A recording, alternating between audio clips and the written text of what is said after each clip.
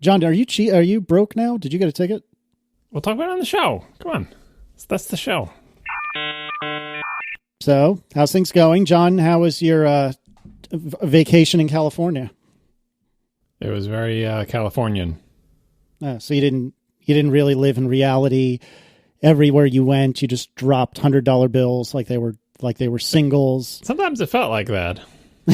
there were expensive things there, but overall everything worked out. I think I took every form of transportation except for a taxi. I don't even know if they still have those in San Francisco. I think they've been outlawed. Yeah. So the vacation was good. You seem to hang out with most of the friends of the internet that I can think of that are in that neck of the woods. Yeah, we did all the touristy things that you can do in San Francisco. We, did bus tours. Did you like Alcatraz? Yeah, went to Alcatraz, rode on a cable car, went to the really windy street, did all the tourist things you can do. Yep. I love that the tourist things in San Francisco are ride on a really bad road, take mass transit, and go to jail.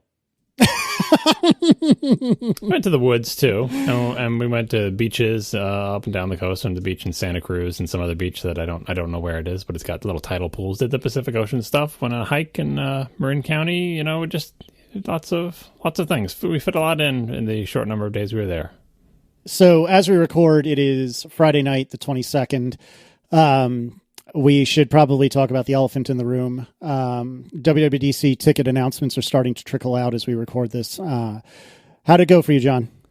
In the lead up to this, I had some issues that I had to deal with, mostly of my own creation. But when you sign up for the lottery, this year it had the same message they had. I think it was the same message they had in previous years. But at any rate, the same realities in previous years, which is if you enter the lottery and you win the lottery, they attempt to charge your credit card at the moment they have decided you've won the lottery. And if that charge doesn't go through for some reason, they say, actually, you have not won the lottery. We're moving on to the next person, which is very bad. And it happened to a lot of people in the past.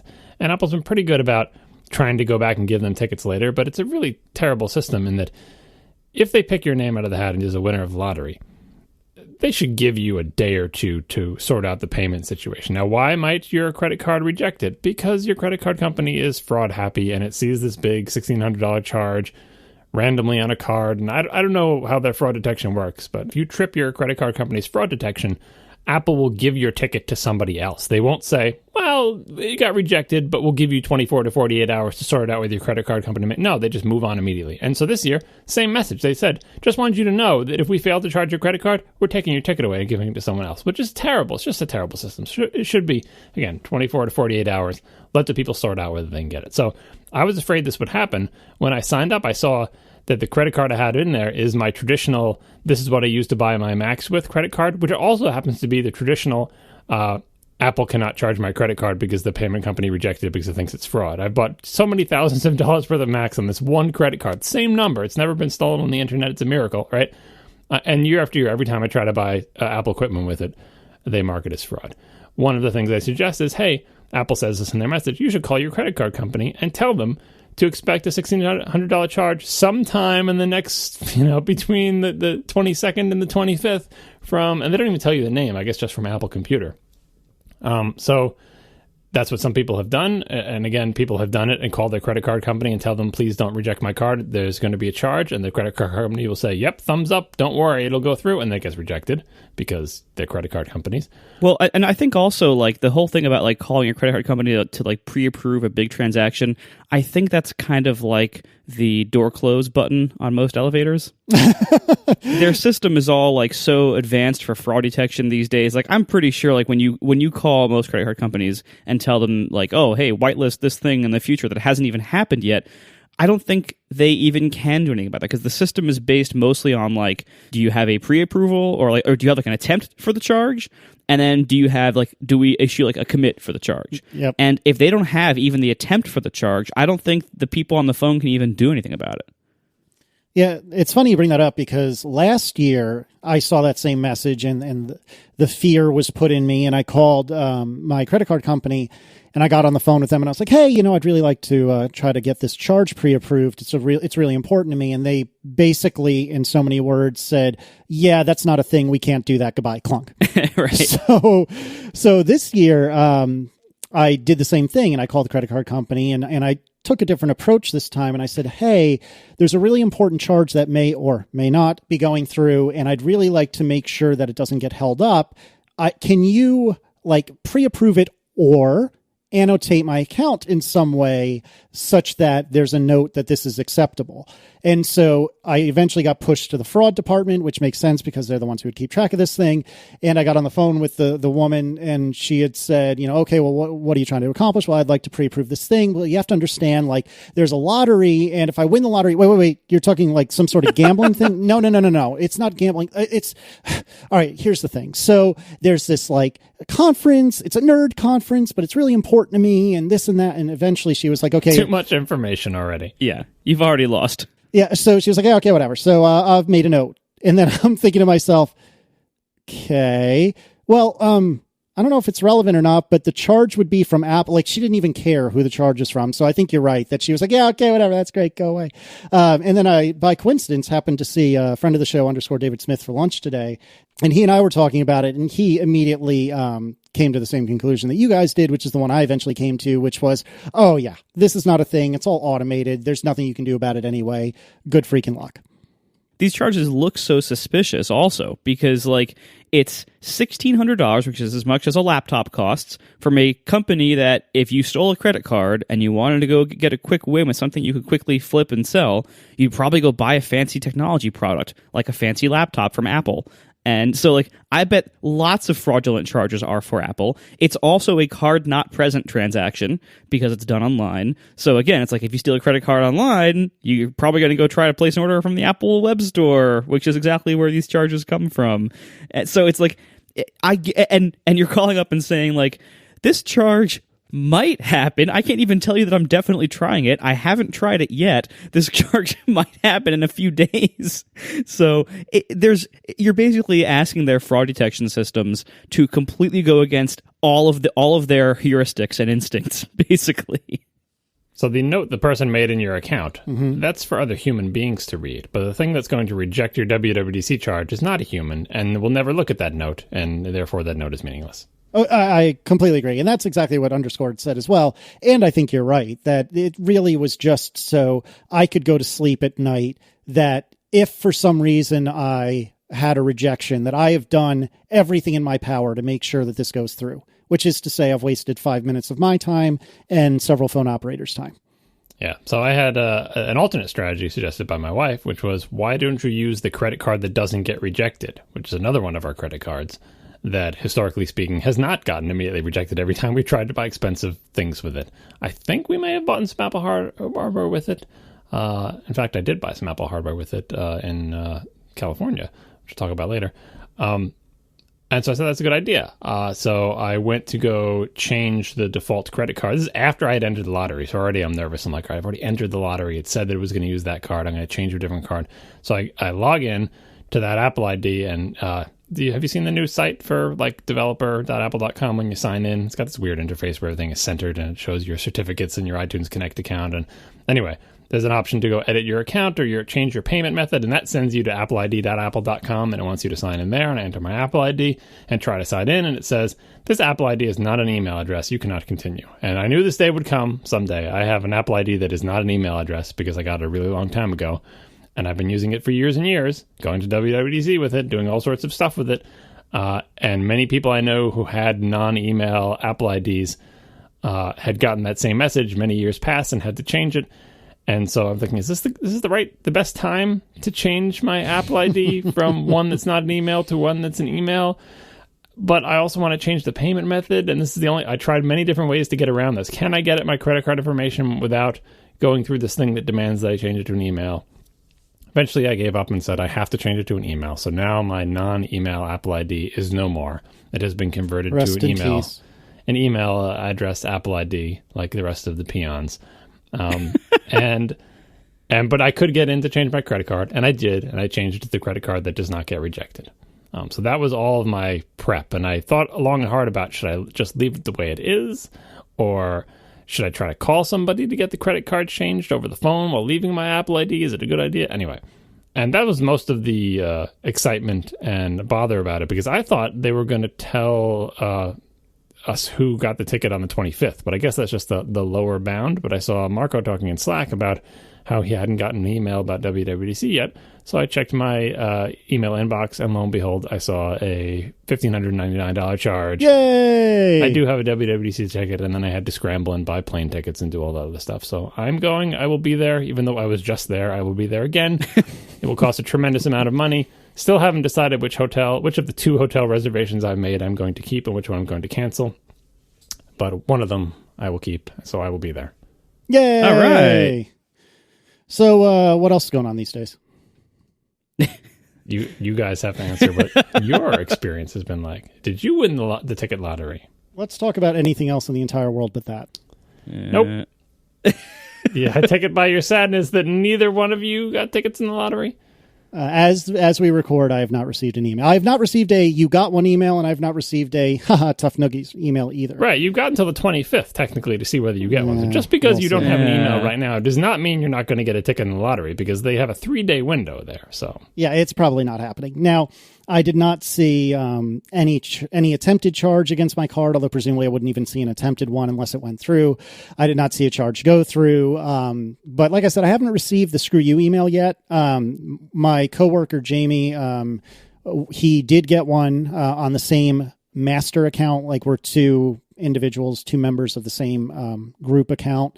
He already got his. So I'm not too terribly hopeful. But strictly speaking, I have until Monday afternoon to see, but we'll see what happens. I have not yet received any confirmation or denial. And Marco, I believe you're in the same boat. That is correct. I have seen no response about my ticket status, and there are also, I checked my bank, and there is not a pending charge on the credit card. So I've heard, like ATP Tipster in the chat is saying that he asked around, and that apparently the charges are still being processed, that like it's not over yet, but I think it's probably over. And that's, we talked about this on Under the Radar this past week, or last week, I guess. I am totally fine going without a ticket. Like, I would prefer to have a ticket, but every year I think my need for it goes down. And this year, if I don't get one through the regular process like everybody else, I think I'm just like, I'm not going to like try to pull strings or anything, or try to email around or email developer relations or whatever. I don't think I'm going to do any of that, because if I can get one through the regular means, that's great. But if I don't, that's fine too. I'll let somebody else take it. So what do you think about, we discussed this briefly in Slack, but what do you think about the idea that one or all of us should get tickets because we have a podcast where we talk about Apple stuff? In other words, us going as press rather than as iOS developers or whatever. Because I think that is a perfectly legitimate reason for people to go to WWDC. In fact, I have in the past had press pass to WWDC for writing my OS X reviews, which I'm no longer doing. But podcasts are a thing, and people interested in technology listen to podcasts. And at the very least, you would imagine, especially now that they're holding the keynote in the big auditorium we'll talk about later, that there's more room for press, for the keynote at least, if not for the entire conference, or maybe just for the first day things with the State of the Union and everything like that why shouldn't somebody who has a reasonably popular Apple tech-related podcast be in the running, at least, be considered for press passes? How many tech podcasts do get press passes to WWDC? As far as I know, there aren't any, I'm not aware of any pure podcasts that get press passes, as in there's not an associated website. It's not like, oh, I'm from the Vergecast, but I'm part of the Verge, and the Verge gets press passes. Like, just all you have is a podcast, kind of like we have. There is no ATP website to speak of. Marco's got his blog, and we all have our own individual blogs, and there's an ATP.fm website for the podcast, but it's not like it's associated with a website that has any appreciable traffic for just the show. So why shouldn't there be a category of we're going to give press passes to, of course, all the big publications and all the big websites, and also one or two tech podcasts that we pick out of a hat or something? I completely agree with you. I don't think it's unreasonable, but clearly I'm extremely biased, and especially right now, because although I'm not saying I'm going to pull a bunch of strings, because honestly I don't think I even have strings to pull, but if strings were pulled on my behalf, people of the internet, I wouldn't complain because I'm still learning all this stuff, and I would still love to get an actual ticket into the big show. I will be there regardless, but I would love to have a ticket, especially since it is more pertinent to my world than ever before. No, I mean, really, like for among the three of us, I think, Casey, you probably have the biggest justification for going this year. This year, yeah, I don't think we could say that in years past, but this year I would agree. Although it's probably best that if any of us, John gets it, because all three of us know that if John didn't get a ticket, there's no freaking way we would convince him to go to San Francisco just for funsies. Exactly. So, I was just there too. Exactly. Even more reason for you to tell us to kindly screw off. It is worth pointing out also that like the press tickets, like the people who cover the keynote for the press who get press badges. First of all, it's kind of an awesome gig because you don't have to wait in the 4-hour long line. But second of all, those people do not get conference badges for the rest of the conference. It's only the keynote. In general, there are exceptions. Yeah, it's very rare to have an exception, though. Yeah. You know, it would be plausible and reasonable for them to consider large tech podcasts to cover their developer conference to give them press passes, but it wouldn't necessarily follow that they would get conference tickets. And the press passes tend to go out far later. Like, you know, we're not like the press people aren't getting invited now. They're probably going to get invited like 2 weeks before the event. Yeah, and in the old days, it used to be, you know, that USA Today and the New York Times and Time Magazine and stuff would get press passes.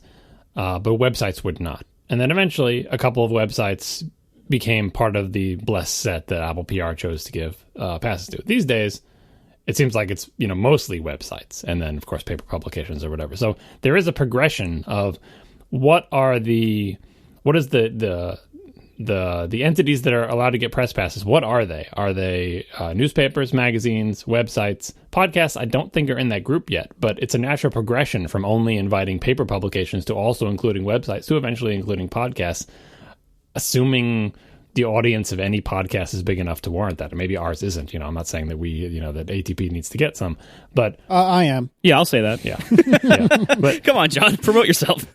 Well, you got one. You're fine. Yeah. You don't care. I mean, I got press pass with Ars Technica, but Ars Technica is a very big website, right? And The Verge is a very big website, right? Whereas any individual podcast can't really compare to the size of a very big website like that. So maybe there's some minimum number that they, minimum audience size or whatever that they wanted to do. Anyway, I think if someone inside Apple's listening to this, that it would be silly not to include podcasts in your list of entities who should get press passes for the keynote and the first day State of the Union stuff, because people listen to podcasts, people like them, and they're just as a legitimate form of coverage and discussion as anything else. I think it's also worth pointing out, too, that the Watch event, the very first Watch event, and whenever that's like September or November 2014, right? Something like that. And that was at the Bill Graham Auditorium also, actually. But that very first Watch event, at that event, that was the first time where they really invited a very broad swath of press, and partly because they were going into a new category. So they had like watch press, fashion press, but that was also the first press event I know of where they invited major YouTube tech people like MKBHD. It seems like they are like breaking the YouTube barrier or the YouTube seal. They're breaking the YouTube seal in the last couple events recently, at least the really big ones. So maybe podcasts have some hope. I mean, unfortunately, podcasts are indeed older than YouTube, but YouTube is way bigger than podcasts. And like MKBHD had, like, his audience is probably 10 or 15 times the size of ours, at least. It probably even more than that. I haven't looked recently. They're millions. They've got millions of viewers on the YouTube channel. So yeah, exactly. Yeah. So like, there are lots of like, really popular YouTubers who would, by raw numbers, be ranked way above a tech podcast like ours. But Apple PR also, it's not purely based on numbers. It's partly based on like, who you know. It's partly based on long established reputation, and partly based on influence. So somebody who has a relatively small readership but a high influence, like Jim Dalrymple is a great example. Jim Dalrymple's site, like if you look at his numbers on his stats and sponsorship pages, like there are sites that get more than that don't get passes. But because he's so influential and he's been around so long covering this stuff,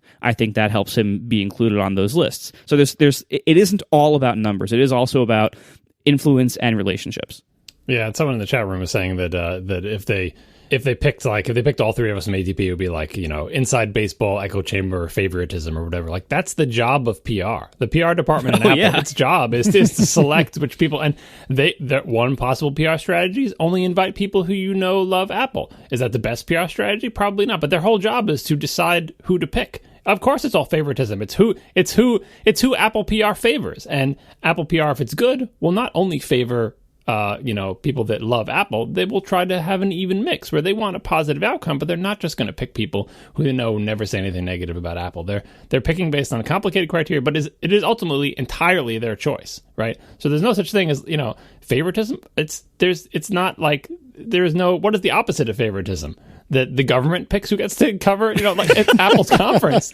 It's Apple's conference of their PR people pick who gets press passes. That's it. It's not a democracy. It's not, So anyway. And I would imagine too, like your ability to say negative things about Apple and still get invited is probably correlated to your age and size. So like, Joanna Stern can say in the Wall Street Journal that the iPhone doesn't have enough battery life. But if we say that might hurt our chances of getting in, because we're not the Wall Street Journal, Yeah, thanks, Marco. So yeah, sorry about that. Yeah, you ruined it for all of us. Well, John got in, so I'm just ruining it for you, Casey. Sorry, Casey. Yeah. I mean, and once you come out of the press realm of talking about whether we should get passes or press passes or whatever, then it just gets into, okay, well, you're just another iOS developer like everybody else, and then I have no idea what algorithm they use to randomly pick. I did not win the lottery last year or the year before that. How many years has the lottery been going? 3, I believe. Yeah, so this is the first time I've ever actually won the lottery. All the other years I've got press pass and stuff. So, that's probability for you. Yeah, I should also note it is very clear on the WWDC website where they go through the policies and whatnot that tickets are non-transferable. If somebody was kind enough to offer like, hey, Marco or Casey, you can have my ticket because I want you to have it, even though, I want it. It is possible to make that happen, but basically what you have to do is ask Apple and give them a pretty good reason. And they have every right to say, no. So, it seems like if Marco and I don't get them sometime in the next few hours or / couple of days, then we'll just be goofing off in San Francisco, riding the cable cars, eating rice-a-roni. We will be sleeping in on Monday. That's what we're going to be doing. We're going to be not waiting on the freezing cold line at 5 a.m. Yeah, that is absolutely true. And we'll be eating a lot of rice-a-roni because it's a San Francisco treat. Ding, ding. Oh, my God. We couldn't even make that joke because my kids have never seen that commercial. So, oh, goodness. That's right. That's your job as a parent is to make jokes that are barely funny to begin with that your kids won't even get. All right. Well, have fun, John.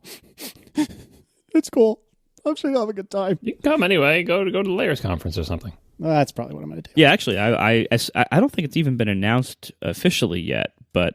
No, they've announced the dates. There's no tickets yet, but the dates have been announced. Yeah, there's no tickets. Yes, you can't buy tickets yet, but I will be... I think... I mean, if I don't get a WWDC ticket, I'll definitely be going to Layers, and I think I'd even be going anyway. Last year, I actually got both, and I didn't regret that at all. So I am looking forward to Layers this year. So so I'll be there for that at least. And I already booked the plane ticket. I'm going to be there the whole week. So I'll see you there regardless of what happens. Yeah, we're all going to be there. Oh, and by the way, everyone's talking about this, but WWDC has been getting more and more expensive. There's a couple of blog posts about how much more expensive it is for the past. I think this is close to my limit of next year. If current trends continue, I may not even enter the lottery because it is such a tremendous amount of money, and I'm not writing an OS X review. So I'm basically going for the purposes of this show and my own edification combination. But boy, it is a lot of money. I look at how much money it's costing all in, and I just think about what else I could do with that money. As my wife reminds me, it will be tax deductible because this is a work thing. But boy, it's very difficult to justify as the price keeps going up. Yeah, I mean, especially the hotel prices are probably the biggest chunk of it for most people now, unless you're flying from somewhere very far away. But otherwise, you're paying almost $2,000 just for the hotel in most cases, or more. Or actually, you could depending on how far you're willing to walk and many other things. Whether you require a bathroom and other such things that seem like they should be included. Yeah, that's why I made multiple reservations so that I can just decide how much I want to spend based on how far I want to walk and all sorts of other issues. And by the way, that's for people who don't know, I'm sure Marco covered this in the developing perspective that I have not listened to. Under the radar. Developing perspective. Under the radar. It's an understandable mistake. One of those underscore shows about prep for WWDC. And the thing that everybody in our circle tends to do these days is try to figure out when WWDC is going to be based on reading tea leaves and stuff, and then just make hotel reservations many, many months in advance. So I think I made my hotel reservations in January or February or something. Mm-hmm. Yeah, I made mine in February. Yeah, you can cancel hotel reservations without any cost in most hotels. So you just guess and make a whole bunch of reservations for a whole bunch of weeks. And when Apple announces it, you cancel all the other ones. Yep, that's exactly what I did. I booked in early February, ended up guessing correctly, which was excellent.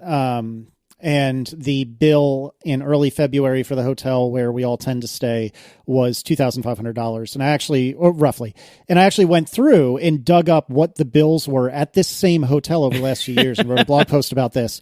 And in 2013, it was $1,123.46. And as I just said, in 2016, it's going to be thereabouts of $2,500. So if I were to get a ticket, which I'm hoping but not expecting, then it's roughly $4,000 to go to, or excuse me, not even to go there, to be in San Francisco, teleported by magic, to sleep there, and then go to WWDC. Now, I have not eaten any dinners. I haven't actually made it to San Francisco yet. All I'm doing is sleeping and going to the conference. And I've looked at plane tickets. I booked my outbound ticket because I knew I was going to be there for at least a couple days, even without a WWDC ticket. I have yet to book my return flight, but it should be about $500 all told. So in case you were wondering, it costs about the same amount of money to be transported in a tube through space, 3,000 miles, whatever it is, across the country, as it does to sleep one night in San Francisco. Actually, across the country and back, I should say, is approximately the same as one night in San Francisco. Yeah, the joke I made last year is every night you're there for WWDC, that's one Apple Watch. Go to sleep, that's another Apple Watch. Go to sleep, that's another Apple Watch. Now it's going to be, it's a little bit nicer Apple Watch every night. Soon we're going to graduate to the stainless steel model every night. Yeah. Anyway, now that I've gotten a ticket, you can thank me for ensuring that there will be no new file system this year. Because if I didn't show up, they would definitely announce a new file system. But because I'm going to be there, there will be no new file system this year. 2017, like I said, 2017, I won't get a ticket, and they'll release a new file system. Maybe we'll get the Tipster USB hub before then. It's funny because I had said to a few people leading up to the WWDC tickets being announced, here it was, I've been 2011 through 15 inclusive, and every one of those years you would think, well, I kind of didn't have a lot of business being there. Like I sort of did once ATP came, but in terms of like my day-to-day job, I had no business being there. I was just very lucky. And here it is. I am now an honest-to-goodness iOS developer, and sitting here now, I do not have a WWDC ticket. The one time when it makes sense for me to have one, I don't. It's okay, though. I'll be okay. Our first sponsor this week is Fracture. Fracture is a company that prints photos directly on glass in vivid colors. These colors pop like you won't believe. And all Fracture prints come on solid backings that are ready to mount right out of the package. All you do is stick the included screw in the wall and hang it up. That's it. It's really affordable, too, with prices starting at just $15 for a small square Fracture print. And of course, they have rectangles too if you're not part of the Instagram generation. And they have all sorts of sizes up from there. And the prices here are very reasonable. I have these all over my office. We get compliments on our Fracture prints all the time because they look great. And they are so modern looking. It's just a piece of glass with the photo printed edge to edge. And that's it. There's no frame around it. There's no border around it. And there doesn't need to be. I think it would look weird if it had one. These things just look like pure photos in a nice modern print. You don't have to worry about framing. They're lightweight. You don't have to worry about like trying to hang like a really heavy duty hook in the wall to hold this thing up. They're just great. I love these Fracture prints.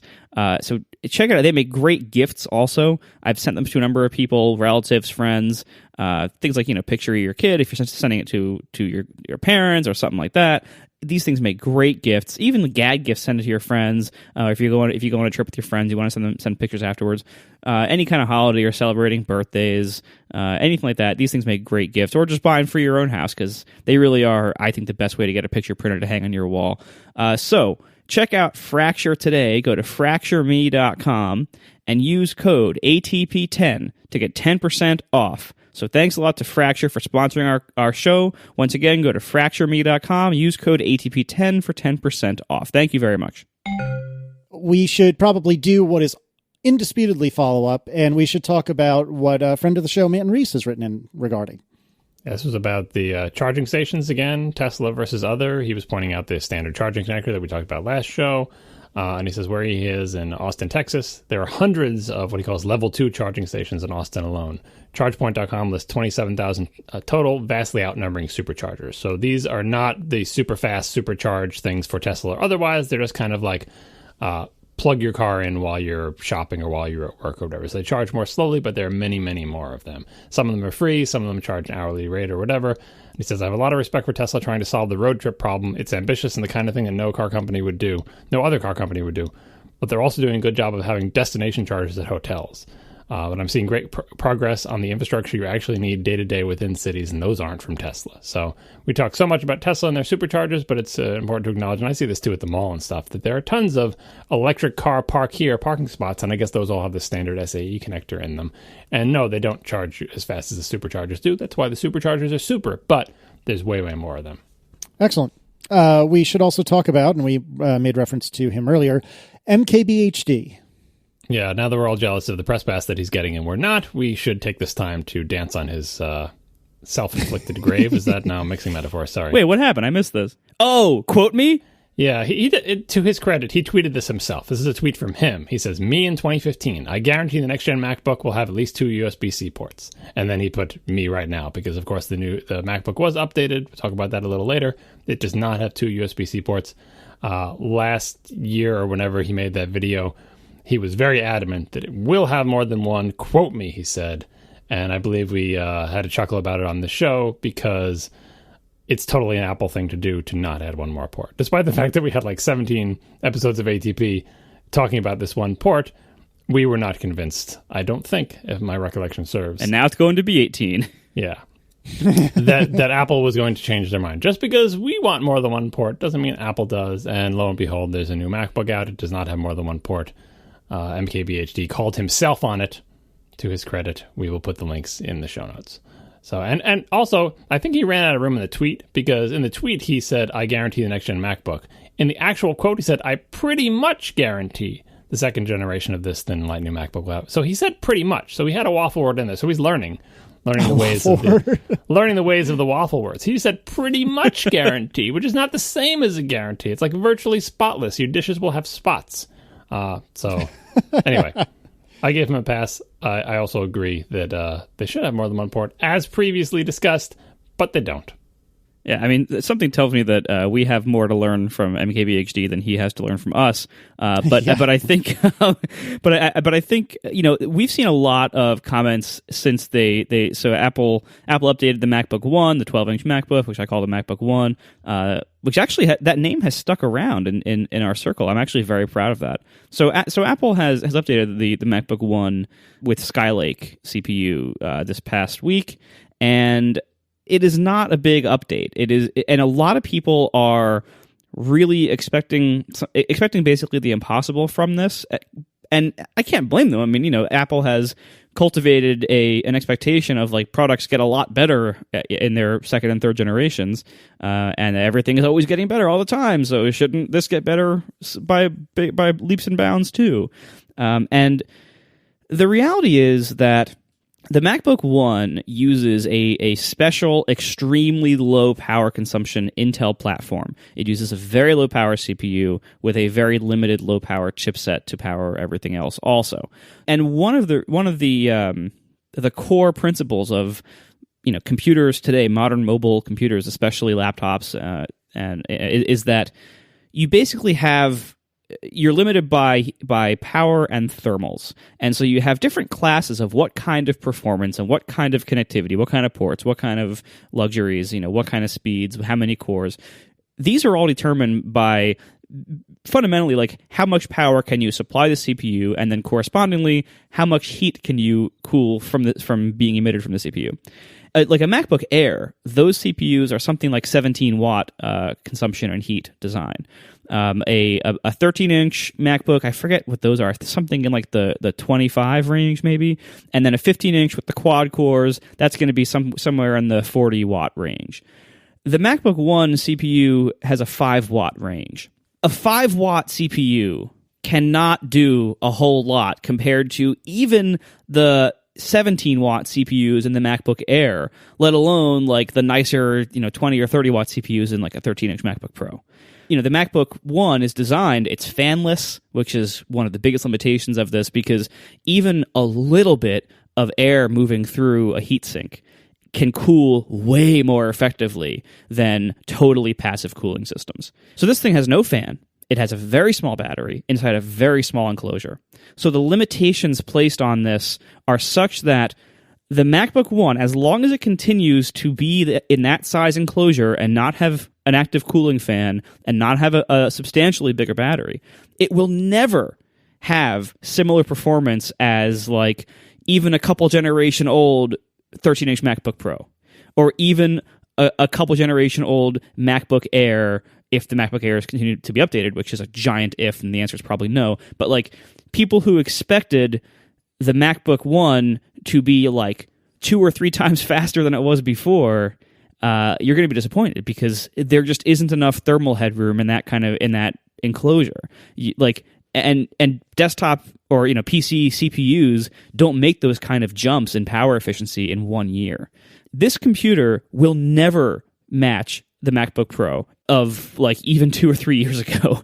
It will, it's very limited by what it can do. And if you want something, basically the new MacBook One is something like 20% faster than the old MacBook One. I haven't seen a whole bunch of benchmarks yet, but it's in that ballpark, in the ballpark of 20% faster, and that's a big bump too, because like normally when we get new Macs, it's like, oh, and the CPU is 15% faster, and you take what you can get. 25% faster in CPU is nothing to sneeze at. Like, I don't think this is a bad update. It is faster and gets more battery life. That's what updates are supposed to do. They just didn't add a USB port, whatever. Well, exactly. But like a lot of people, especially people who have owned the MacBook One, the previous, the first generation one, a lot of them, the MacBook One is a very slow computer. A lot of them were hoping that this would make it a reasonably speeded computer, and it just doesn't, because like slow times 1.2 is still slow. And you're right, like 20% in one generation is a massive jump in for PC CPUs these days. You're lucky to get 5 or 10% most of the time. So this was a substantial jump. Skylake was a long time coming, and it's a major advancement by Intel. And so they put this in here, and it's still a slow computer. It still only has one port, and some of that is because of limitations of that low-power chipset. Adding more ports requires more from the chipset, which this super low-power chipset, for some of the things people want, doesn't even support it. For some of the other things, we don't know why the reasons are that they were omitted, but they probably have to do with space and power. So this computer will never be what the MacBook Air is today. The role the MacBook Air serves today requires a little bit more space, a little bit bigger battery, and a fan. This is kind of the problem. Like, Apple has replaced the MacBook Air effectively from the way it appears. They've replaced the MacBook Air with a computer that can never replace the MacBook Air. And it might be irrelevant. A lot of people like this better. That's fine. The MacBook Pro is likely to get a lot thinner and lighter when it gets its Skylake update. Any day now, basically, but probably at WWDC. So the MacBook Air is kind of just left for nothing. There's now these wonderful 17-watt CPUs that Intel makes that Apple is just not going to be using, I guess, in the future, which seems like a mistake. But I don't know. So the MacBook One, in order to get that size, you're giving up quite a lot. And one of those things is that computer will never be fast relative to the rest of the computers. It won't even be remotely competitive compared to the rest of the lineup. And it will never have the connectivity of the rest of the lineup. And if that's what you want, if you want some kind of modern performance and decent connectivity, you're going to have to go with a bigger model. And that's not too bad, because the bigger models are awesome. Didn't they get a SSD speed bump too? Yes. Yeah, faster storage. And I think faster storage will probably have more an impact on people's lives with that computer than CPU speed, because I don't think people are using it to do like big CPU, or they shouldn't be using a big CPU as a test. But everything you do like involves the disk, like launching things, and even just web browsing with the disk cache and everything. So I haven't used one of these in person, but yeah, but like the disk was already fast. Like it was already a PCI Express native SSD. Like it is. If you look at raw numbers, it is faster now, and it's faster by a pretty good margin in like disk benchmarks. But the whole machine is still held back dramatically by the very slow CPU and its very low power ceiling. You might think, like I thought when I bought one for a day, I thought, you know what am I doing on a laptop that needs that much power? It's like not most of the time I'm just like typing and answering emails and stuff. So most of the time it's fine, right? Well, first of all, typing, not on that. But and also the trackpad, that's the worst Force Touch trackpad I've ever used. But you'd be surprised, like modern OS X and things you take for granted that do use CPU power, like viewing your photos. Like if you wanted to like sync your photo library over to that computer so you could take it with you and like look at it on vacation or add to it on vacation or do even like basic operations on photos that you take on vacation, even if they're just photos from your phone, not from a fancy camera, that actually does use CPU power on the Mac, and it actually is noticeably annoyingly slow on that computer for a lot of cases.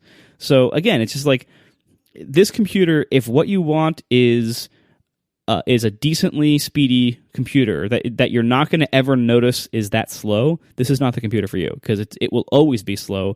It can't be fast relative to the rest of the lineup with that kind of thermal headroom limitation. This is the part of the program where I willfully refuse to look up the Geekbench numbers for this quote-unquote slow MacBook and compare them to the 2008 Mac Pro that I'm sitting in front of that's the size of a suitcase. Don't want to know. Moving on. I think, just for reference, I'm pretty sure it'll probably kill you on single-threaded, but I bet I think you have at least double the multi-threaded. Let's not discuss. What do you have, the 2.66? Is that it? 8-core 2.6? I don't even remember. 2.8, right? Let me see. Something like that. Yeah, no, 2.8. All right, 8-core 2.8. Mac Pro 2008. No, don't look it up. What are you doing? Yeah, what did you think he was doing, John? You should have answered that question. Come on. No. It feels fast. I have all the storage. Chat room, look at... I've got a terabyte SSD. Take that, MacBook. Listen to you bargaining with yourself. I have fast storage. It's okay. There's no terabyte SSD option in that thing, even though mine's hooked up to SATA and not PCI Express. But I don't want to think about that either. It at least it's one USB port is USB 3. You don't have that either. Yeah. No, I don't have USB 3, but I don't care about that. I have way more USB ports. My goodness. Anyway, while we send the chat room off to figure out how miserable John should be. Oh my God. Your single-threaded is only 1,500 on that Geekbench? Shh. Don't listen. That's terrible. Don't listen. Cover your many ear holes. Our iMacs are 4,000. It's a 2008 computer. Give me a break. It was fast when I got it. The multi-threaded is respectable. You got 10,000 on the multi-threaded. That is respectable. But 1,500 on single, that like iPhones beat that now. Yeah, I think my new iPad is faster than this Mac Pro. Yeah, anyway, bumper sounds. I put this in there because my apologies. Last show, Marco talked about the bumper sounds, and we discussed the startup chimes he used, and he said he wanted to use the Windows XP USB thing, but didn't because I wouldn't like it. And what did he do in the next show? He used the USB sound from Windows XP, and guess what? I don't like it. But they're wonderful. And guess what? Everyone else loves it. Not everyone else. The Windows users like it. Like, oh, Windows, I remember that. That's great. Of course they're going to like it. It has nothing to do with that. The problem is it's just what Marco said.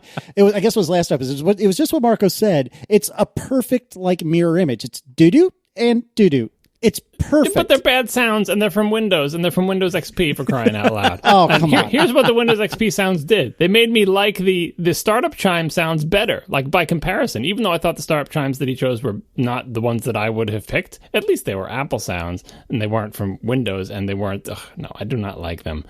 I do not like the Windows XP. This is not the Apple Tech podcast. It's the Accidental Tech podcast. And we have accidentally... Yes, but we talk about Apple all the time, and none of us even use Windows anymore, and no. But we have accidentally backed into the perfect ad bumper sounds. Marco, I stand with you. I'm in full support. They're not the perfect ad bumper sounds. They're terrible, and Microsoft's going to come and sue you anyway. I think Windows XP might be so old that it might be public domain. What is it? Death of the author plus 75 years? That gets something like that, right? It's close. How old is Windows XP? Doesn't Brian Eno did those sounds? Brian Eno did some Windows sounds, maybe just for Windows 95. He's still alive. Oh, goodness. I like them. Now, I don't want to get sued into oblivion, but I do like them. We're not going to get sued. Well, anyway, I'm filing a formal protest against the Windows XP USB sounds as ad bumpers. So, listeners, feel free to tweet at Syracusa about how much you love the XP sounds, because we all do. Or better yet, the only way they're going to go away is if we have better alternatives. So people should come up with high-quality recordings that are better alternatives that are either from Apple or from whole cloth that are not related to Windows. Or from Fish, maybe. I would accept Fish more than Windows. Well, and also, much of the complaining about the other sounds I picked, the old Mac sounds, is that they were kind of too jarring. Yeah, I agree. Windows sound design is always made to be so universally pleasing, so everybody feels nothing. The Windows sounds are the sound equivalent of the paintings in hotel rooms.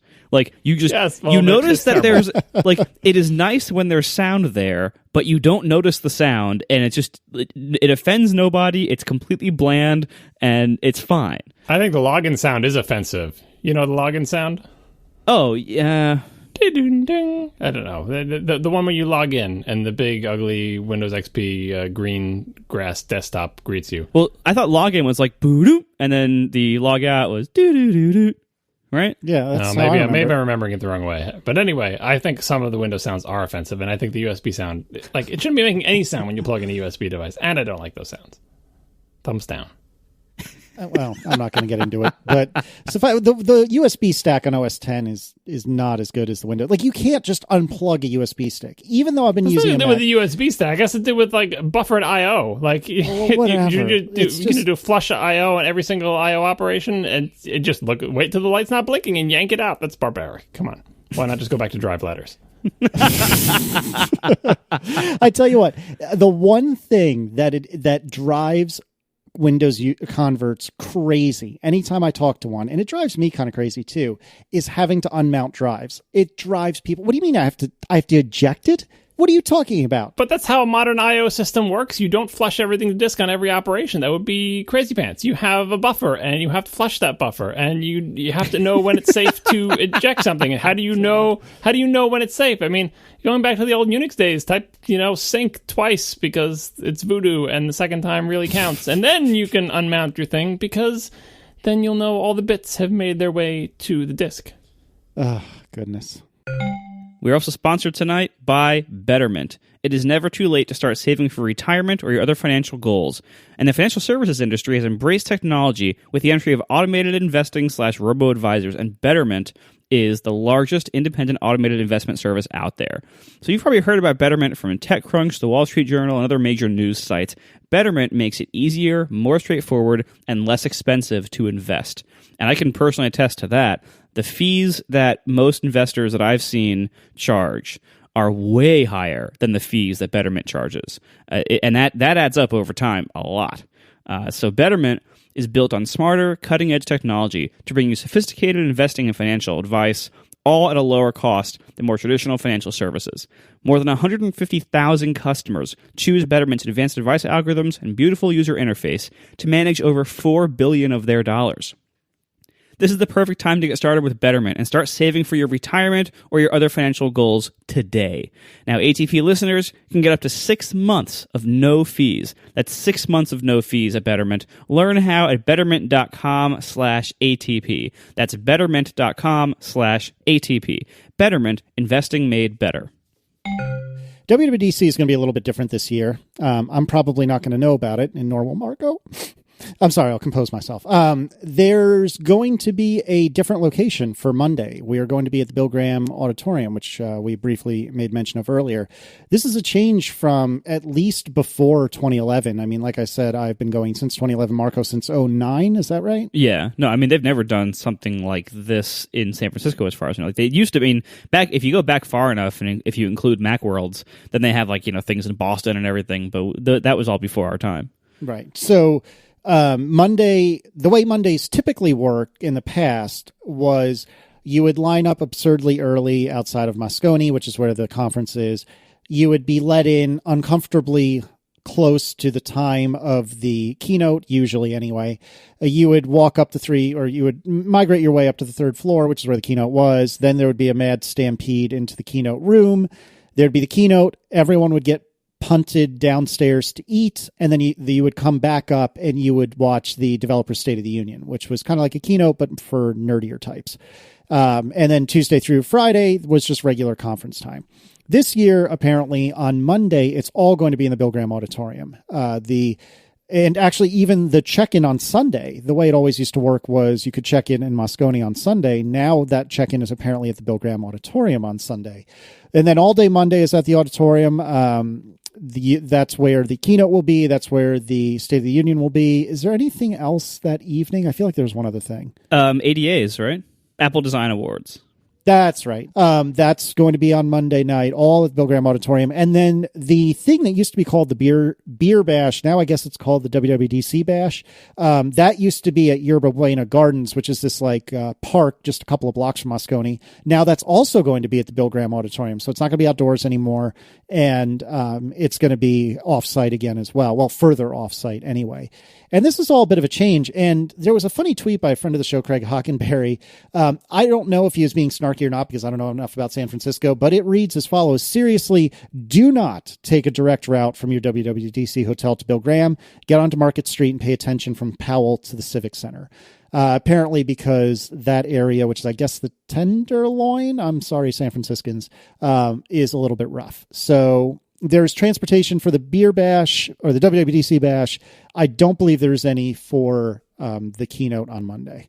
Yeah, the bigger venue makes sense in terms of wanting more press like they did with the Watch event, but just invite everybody. Sure, come out. We will accept your coverage, and we need more room for you. So it's WWDC attendees and tons of press. Come look at whatever it is we're going to announce. State of the Union? I feel like, the only reason they're holding it there is because that's where the keynote is, and you're not going to make everybody move from one location to the other. But I imagine a lot of the crowd will disappear once they bring the engineering people up and start talking about techie stuff. The Bash, I don't know why that's not outdoors. It's kind of nice when it was outdoors. They had weird food, and the band was kind of a mess because half the crowd would be paying attention to the band, the other half would be trying to hear each other over the sound of the band. I think that's generous. That's for me. The Bash has always been uncomfortable because you have a band on one side, and usually, it's a band that the people there usually have heard of the band. At least many of them have heard of the band. Or at least their popular song. Oh yeah, I know that one song. But but the people who are there are not there for the band. It's all the WWDC attendees there mostly to talk to each other. And so you have this band off on one side playing on the stage, playing mostly to people's backs. And there's this huge, open area in front of the stage where nobody wants to stand because everyone's trying to get away from the band so they can hear each other talk. So the band is playing to effectively a bunch of people who would rather they turn the volume down and stop. It's a terrible gig for the band. It is so awkward, and I feel so bad. The band, they'll finish a song, and there will be literally 4 people near them clapping, and everyone else just dead silent. It's not that bad. Sometimes bands do have a little group of fans who are close by who are actually into it. The band is a separate thing, but I feel like the people who are not there for the band, their needs are not served much better than the band. I think about it being in Bill Graham Auditorium. If there's going to be a band, there's nowhere to run from that band. There's nowhere to hide. You're just to me, that's why I'm curious about this because it sounds like that would make all the problems worse. Yeah, well, no, it might eliminate the problem in terms of the only reason you would possibly go to it is if you want to see the band because you're not going to be able to have any discussion with anybody in the giant auditorium with a huge sound system. It's not. Exactly. It's like when U2 played at the Watch event. It's not like people were having conversations in the back of the room. You couldn't hear yourself think. Yeah, I don't know. We'll see how it goes. Oh, how great would it be if the band was U2 and they only played Songs of Innocence? That's not a bad album, first of all. Yeah, although I had a feeling the single they chose to play off of the Watch event, not the best song. Anyway, it's not going to be U2 again. But if it was, I would go. Wow. I didn't even go to the Bash last year. Yeah, I don't think I've seen you there in several years now. Yeah, I usually have conflicts with other things, but I have the times I've gone to the Bash, I have enjoyed it. We've hid way in the back, and you go from circle of people to circle of people, and you yell really loud until your voices don't give out. But it's the one time I feel like I get to see everybody, because everybody, all the people I know are hiding in the back in little clusters, and I can find them. Whereas during the conference, if you happen to pick the same session as somebody or see where they're sitting, you can talk to them briefly before or after. But the bash is, it's a gathering of people, and it's like the end of the conference. And I have fond memories of the few years that I went there. It's just not ideal for the purpose that I would like to use it for. Well, but I think that's like what I think most people are there to socialize. They're not there to see a band. And Yerba Buena was already it was crowded in there. Even trying to walk through and just get from one side to the other, or to get to the food things, or to to leave or to enter. You were going. It was such a crowd. It was like walking through Times Square. You're trying to wedge between people to weave through. It was always very densely packed, at least in recent years. You just look for Craig Hockenberry's head and navigate based on that. It was fine. Yeah. Oh, it's so true. For those who don't know, Craig Hockenberry is approximately 13 feet tall.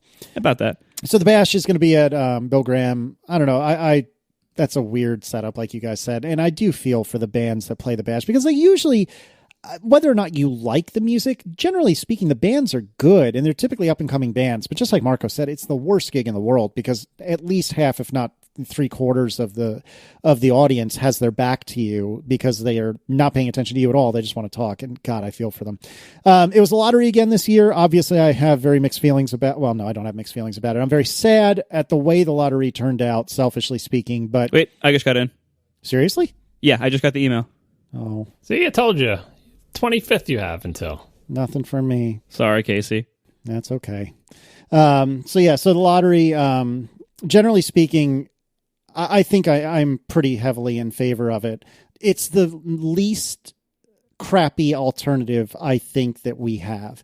And we talked about this around a year ago. I don't think I'm going to spend the time to dig up what episode or episodes it was in the show notes. It might have even been 2 years ago when this was a new thing. But anyways, I do think, even as someone who has, as we record now, still does not have a ticket, I do think it's the most fair way of doing things, and I am in support of it, because even though I appreciated being Johnny on the spot back when there was at least a moment to order.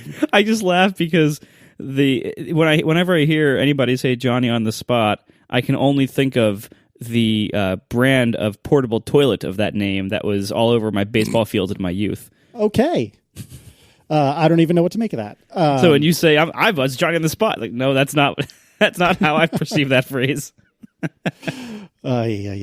Well, in any case, I was very quick to order a ticket back when you had some amount of control over such things, and I do think that in the grand scheme of things, the lottery is the best way to do it. One other idea that I heard about Billy Graham being a larger venue is that they are anticipating a fall off in terms of attendance and potentially could invite more people. I have no idea if this is true, but this is a theory that I heard. So say they can invite 5,000 people, because that's what Moscone holds. 5,000 people go to the keynote and State of the Union, and then the next day comes and 4,000 people show up to go to sessions for the rest of the week, right?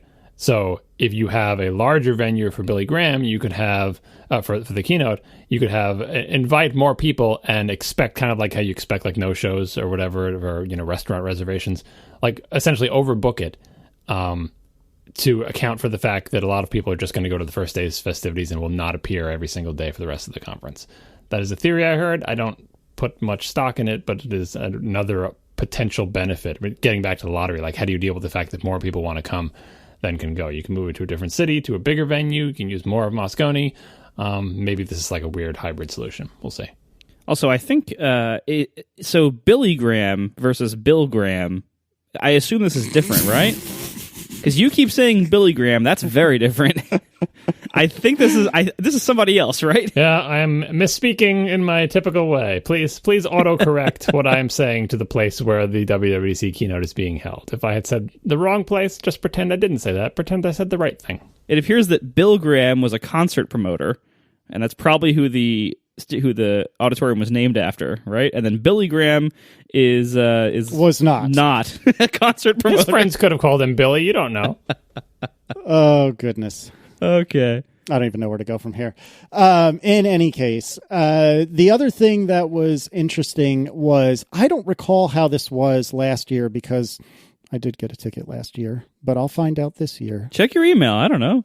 Just keep hitting refresh. Yeah, that's totally going to work. If it makes you feel any better, I also just got the email from Tesla advertising all the new features of the Model S that my car doesn't have. Oh, that makes me feel marginally better. But they're going to be broadcasting. Actually, let me read the quote from the website. We will be live streaming sessions daily and posting videos of all our sessions throughout the week of the conference.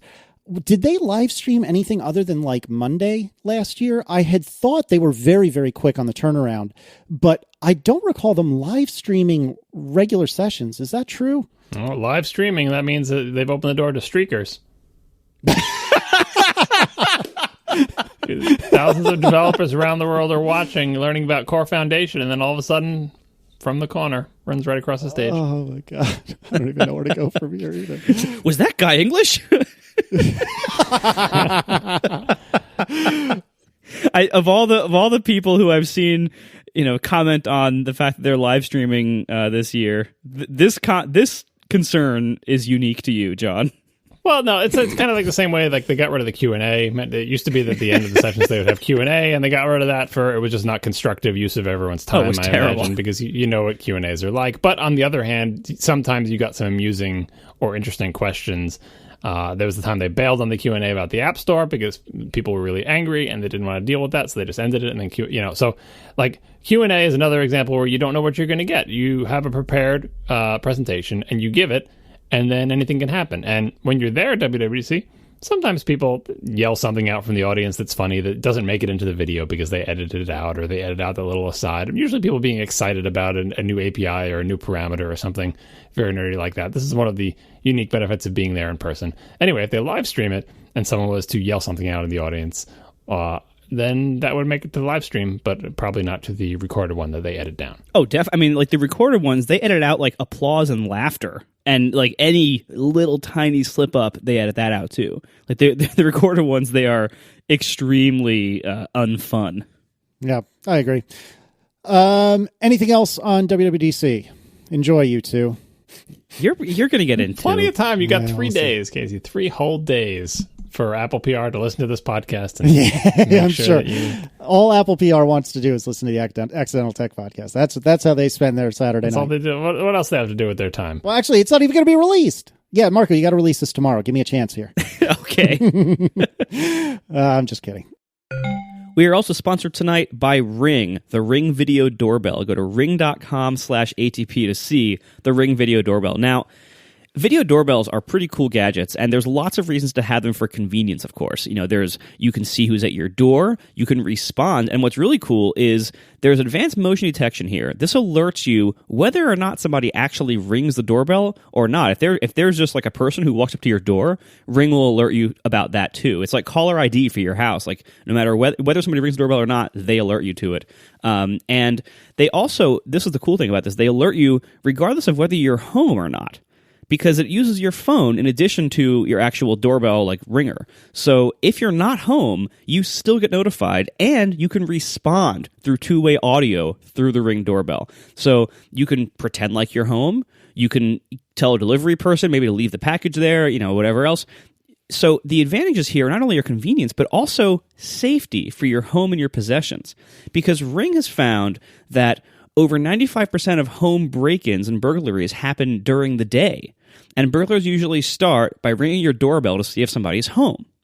And of course, if they're home, they generally move on, right? So with the Ring Video Doorbell, it can actually be a security benefit as well, not only showing you when people walk up to your door and having a record of that, but also it can help deter people. First of all, they know they're being watched once you respond, and they'll think you're home, and so they'll move on. And it can really, they've actually found in studies and in test trials, they've actually found drops in break-in rates when Ring video doorbells are installed. It's really quite effective at that. So in addition to all the incredible convenience features of having a video doorbell, it's pretty great for home security as well. So check it out today. It can work with your existing wiring for your doorbell, or they also have a model that uses a battery, so you don't need to wire it. Check it out today. It's incredibly easy to install. Go to ring.com/ATP. This is widely recognized as a great gadget by Time Magazine, USA Today, to name a few. It really is worth checking out. So check it out today. Listeners get a free expedited shipping rate by using our code. So if you go to ring.com/ATP, you get free fast shipping. Check it out today. With the Ring Video Doorbell, you're always home. Go to ring.com/ATP now. Thanks a lot. John, while you were on vacation in California, forgetting what reality was, you bought some new hardware. I got to buy it in the official Apple store. I don't know what you call it. It's the one at One Infinite Loop. They have a little Apple store there. The company store. I'm told that it used to look very different, but now it just looks like a regular Apple store. I think it used to have like racks of clothes in it and stuff, and you can buy like mugs and silly things like that. I don't know. I never went to it. Is that all gone? I've only seen the old one. I haven't seen the new one. Yeah, the new one just looks like an Apple store. It's a bunch of tables. It's got a big screen on two of the walls. It's really neat. Have you seen what these screens? I don't know how they work. It's like a cloth type thing. I assume it's rear projection or something. Anyway.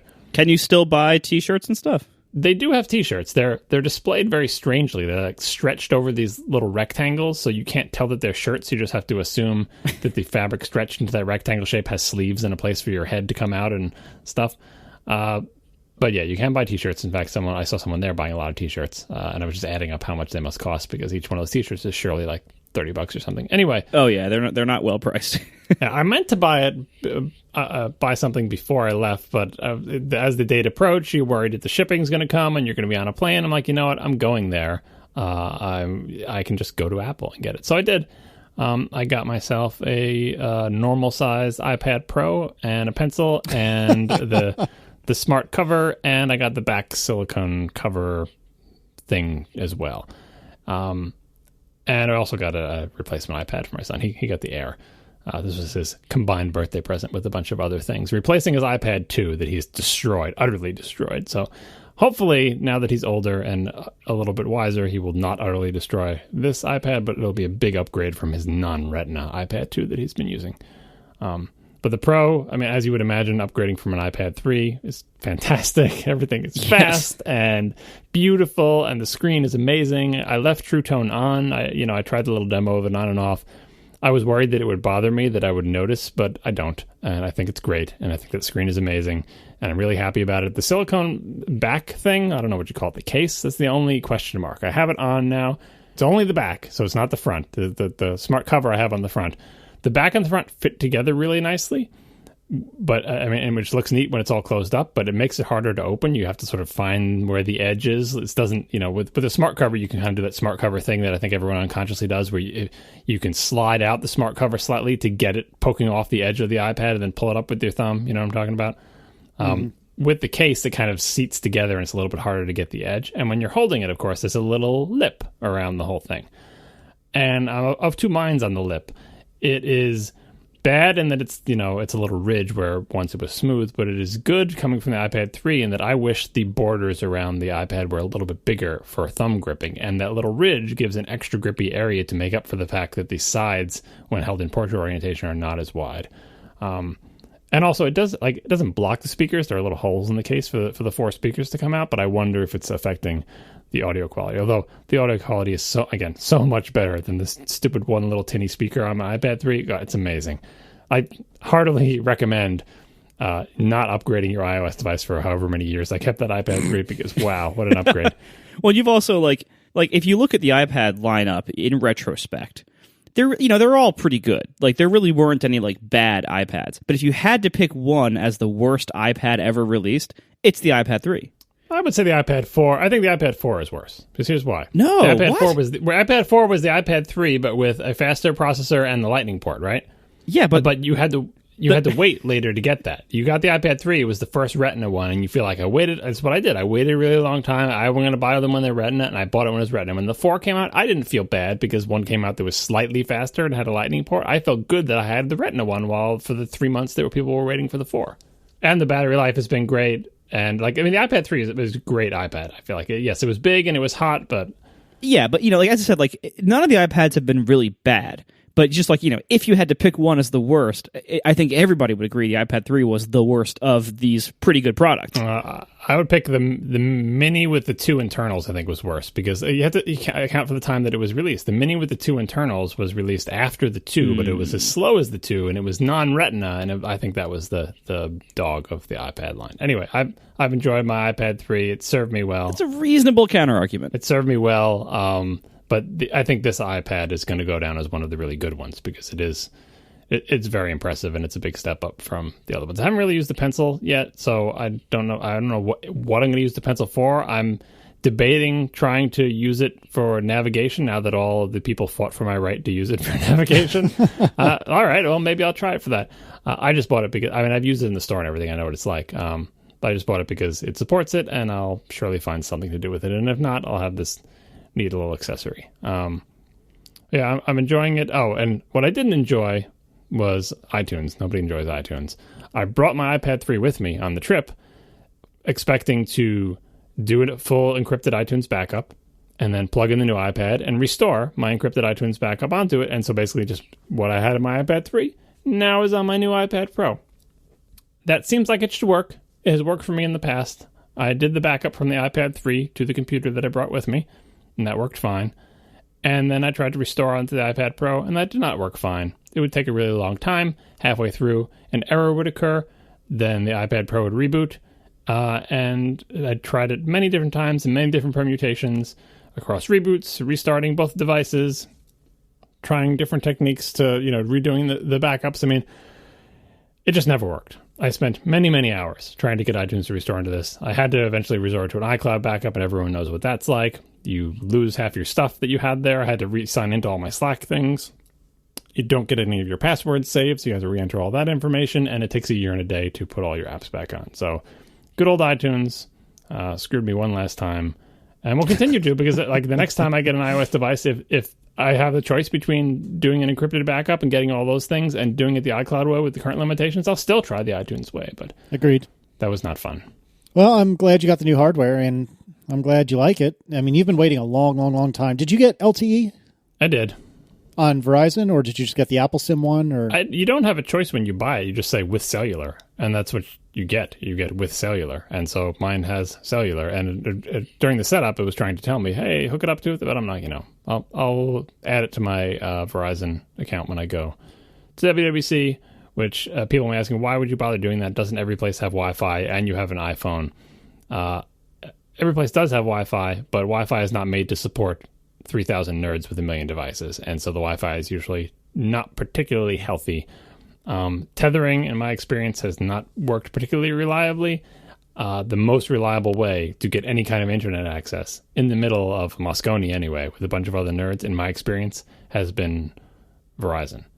Yeah, I couldn't agree with you more. I've had, I think, 4 iPads, and this last, the prior one to this one and the one I got for Christmas, both of them have been with cellular, and I couldn't agree with you more that that's the way to do it in general.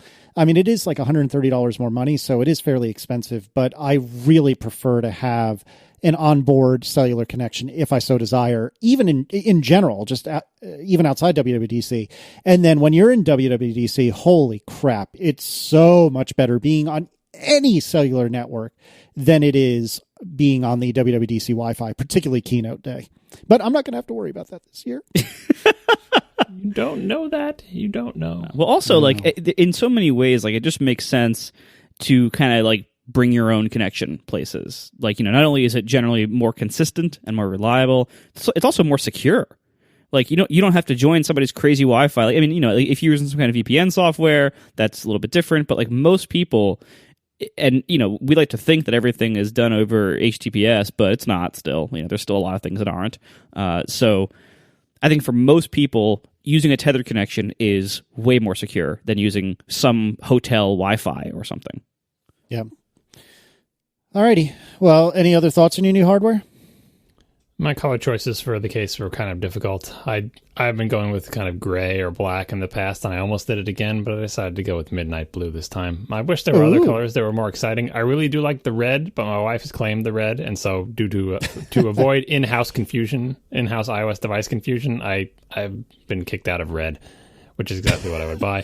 I wish there was like a better blue that looked more blue, but I went with the midnight blue. So at least it's not black. Of course, I got the space gray device, but you can't see any of the space gray because it's all in a case now. Yeah, why did you get the silicone case? It seems so peculiar to me. I've never had a back case on any of my iPads. I know, neither have I. This is the first one, but it's so much thinner than the iPad 3, as you can imagine. And I like the idea of a little bit of extra protection and a little bit of extra grip. And so far, I'm like my problems are not around back. My problems are like the ridge and opening it. And I'll see if it annoys me, I'll take it off and lesson learned. But so far, I'm keeping it in there, and I kind of like it. Space gray in front, party in the back. No, it's not space gray in the front. You messed that up. It's black in the front. Oh my god! Wow. So I'm curious. So like if you're a beer person, you have undoubtedly heard from somebody who has ever drank beer before that you have to go have Guinness at the Guinness Brewery in Ireland. It's so much better there. And honestly, having done that, I think it's about the same. Then please don't email me all of Ireland.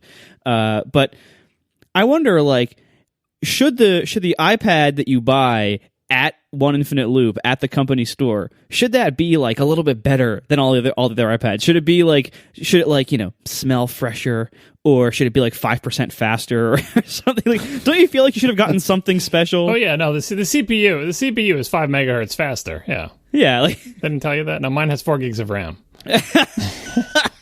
Wow. No. I think it's about the same, and the only difference is I think the Apple Store was a little bit less crowded when I went in. When I got in there, I feel like, wow, this is actually pretty empty for an Apple Store. But by the time I was done with my transaction and picking everything out and getting everything all packaged up, that store was mobbed. So I think I just came before the rush. Yeah, well, a lot of times they'll have tour buses that stop there. Yeah, I don't know well, I did see a company tour. It was a bunch of people in suits. I think they were being led around by someone from Apple. We have them at our place too. Important people come and they want to show them on a big tour, and all the people are all dressed up like they're executives from some other company. So I saw one group like that, and then just a bunch of other people that came in a big mob after me. The other advantage is that the parking lots at Apple are filled with interesting cars. Both the visitor parking lots and the employee parking lots are filled with very interesting cars. Much more interesting cars than at the Natick Mall. Sorry, Natick Mall. Or the Chestnut Hill Mall, for that matter. Wow. Yeah, but lots of hybrids, lots of electric vehicles. One of the ones did I take a picture of and show you the hybrid Panamera? No, I don't think you did. It could have been one of those $260,000 models. It's all black with fancy wheels. Just tons of neat cars. Excellent. Yeah, I've never been to Infinite Loop. I have always had something else to do back when they used to do the buses at WWDC, not the official Apple ones. There was a group of people that would organize a bus trip down to Infinite Loop, and I just always had something else to do. I always visited with a good friend of mine, and so I've never ever been. And Marco, you said you've been. John, obviously you just went, and I'm kind of jealous. I'd like to see it sometime, especially before it goes away forever. Those were organized by a friend of everybody, Jeff LaMarche. Mm-hmm. He organized those pilgrimage bus tours. I don't know if anybody still does that, but yeah, those were kind of fun. Yeah, it's not like it's going away, but once Campus 2 opens up, I imagine a lot of the important things that are currently at One Infinite Loop will be moved to Campus 2. Tim Cook's office is somewhere there at One Infinite Loop, and I assume will move to Campus 2, as will many other people. Maybe the Apple Store will move, I don't know, but this is the last moments that One Infinite Loop is the face of Apple. Yep. Hopefully I'll get to see it sometime. Potentially I'll have a lot of free time that week, so maybe I'll rent a car and go check it out. Oh, I'm sad again. Thanks a lot to our 3 sponsors this week, Betterment, Ring, and Fracture, and we will see you next week. Now the show is over. They didn't even mean to begin, 'cause it was accidental. Oh, it was accidental. John didn't do any research. Marco and Casey wouldn't let him, 'cause it was accidental. Oh, it was accidental. And you can find the show notes at atp.fm. And if you're into Twitter, you can follow them at CASEYLISS. So that's Casey Liss, MarcoArment, Marco Arment, SIRAC, USA Syracuse. It's accidental. They didn't mean to. Accidental. Tech podcast so long. Did you reload your email app? I've been looking at my bank and then telling myself, "You're just jinxing it. Stop looking." Waiting 5 minutes, looking again. You're jinxing yourself. Stop looking. Waiting 5 minutes. Why are you jinxing yourself? Again. Stop jinxing yourself. Exactly. Stop hitting yourself. Stop jinxing yourself. Just stop all the things. And no dice. Sad Casey is sad. So if you want to have a bit of a neutral, unless we have something else to talk about. I'm talking about my bagel post. Oh, yeah. First of all, yeah. So we have to cover your bagel post. So, John, you blogged for the first time in how long? Over a year. Slightly over a year. Okay. The content of your blog post is a bulleted list. Can you explain this blog post, please? So on this podcast, it's not called Developing Perspective and not called Under the Radar, but is called Top 4.